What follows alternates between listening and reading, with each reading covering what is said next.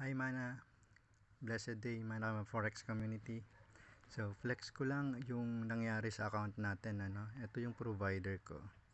So kagabi gumalaw si market, almost 10,000 points yung movement niya.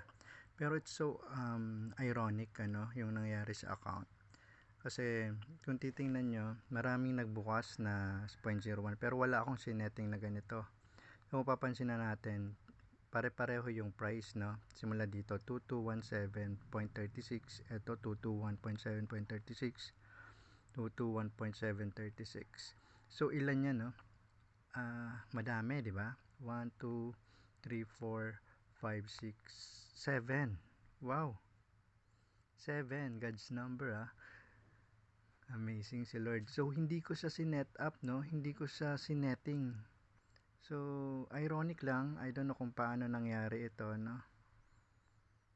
So, siguro kung wala ito, hindi nakasurvive tong copy trade kasi naglagay ako ng TP kagabi. Around 2195. So, 2195. So, di naman siya maliliquidate pero grabe yung damage sa client. Dito sa provider, hindi gaano kasi nare-revive ito ng top up eh. So, ironic lang, paano nangyari ito, no? So, God is good. So, naniniwala ako na si God talaga yung nagpo-protect nito, no? Kasama natin sa dito sa Mana Forex. Amazing. So, eto pa, meron pang mga nagbukas na the same din yung amount, 222. So, 1, 2, 3. 1, 2, 3. Tatlo. Alright? So, hindi rin ako nag-setting ng ganito kagabi. So, yeah. I don't know paano nangyari to, no?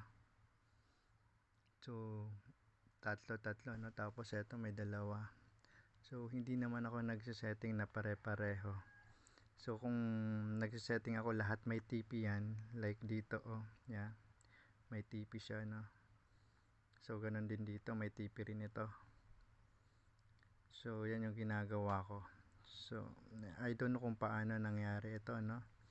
Slippage, pero kung slippage hindi rin ganito yung mangyayari na almost pare-pareho yung prices na mag-open.